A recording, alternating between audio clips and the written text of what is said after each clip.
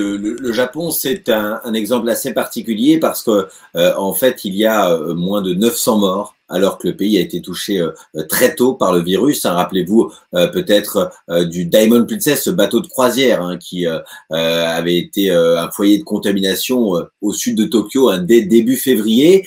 Le Japon avait toute la victime parfaite, puisqu'il y a énormément de personnes âgées ici, des zones de fort peuplement, des zones des grandes métropoles avec des densités de population. Eh bien non, le Japon a été donc assez épargné. Pourquoi? Eh bien la raison principale, c'est que en fait c'est une série d'habitudes culturelles. C'est vraiment le royaume de la distance sociale et de l'hygiène. En fait, tout ce qu'on demande aujourd'hui dans la plupart des pays du monde d'appliquer toutes ces règles de distance sociale, eh bien elles étaient déjà en cours ici au Japon, notamment les masques, mais plus globalement, eh bien la distance sociale, c'est très frappant. Par exemple, dans le métro, les gens ne parlent pas à Tokyo.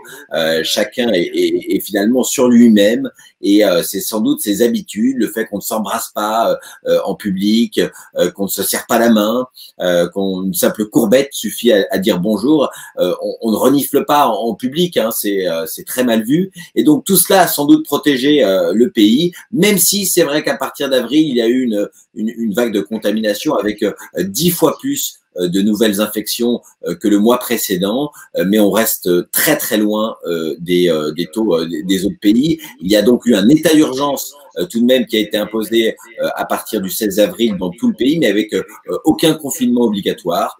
C'était purement volontaire. Ça a été un peu suivi, enfin en tout cas un peu au début, puis au bout d'un moment un peu plus. Et bien cette semaine, l'état d'urgence a été levé dans tout le pays. On peut dire que l'épidémie est plutôt contenue ici. On craint une deuxième vague dans l'archipel d'Hokkaido notamment. Qu'en est-il aujourd'hui?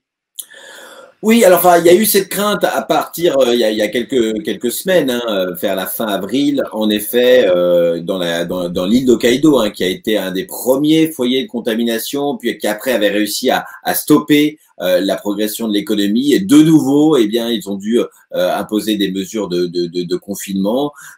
Mais globalement, on peut dire que le Japon a survécu à cette deuxième vague. Il n'y a pas eu évidemment, la deuxième vague, si vous voulez, a été plus forte que la première, qui a été quasi inexistante.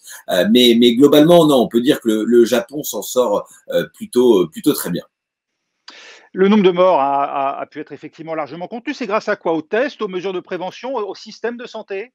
Alors certainement pas les tests, parce qu'il faut rappeler qu'il y a très peu de tests au Japon, au maximum 6000 par jour, et au début il y en avait même beaucoup moins, simplement 1000 par jour, alors que le pays était touché très tôt. Encore une fois, la Chine est voisine, donc beaucoup de critiques aussi qui disent qu'en fait on ne connaît pas le véritable nombre de personnes contaminées, mais même si les chiffres ne sont pas exacts à cause de cette absence de tests, et c'est assumé par le gouvernement. Le gouvernement a décidé de ne pas tester, de ne pas faire de politique d'ampleur, de dépistage, comme par exemple c'est fait en Corée du Sud. C'est intéressant de voir à quel point la Corée du Sud diverge du Japon. En Corée du Sud, l'État a véritablement décidé de tester tout le monde. Eh bien, c'est le choix inverse qui a été fait au Japon. Donc, ce n'est pas grâce à la politique de test, sans doute dû à ses habitudes culturelles, mais aussi, en effet, à des hôpitaux, un bon réseau d'hôpitaux, une habitude de traiter les personnes âgées, même si, en effet, il y a eu un moment une inquiétude lorsque le Japon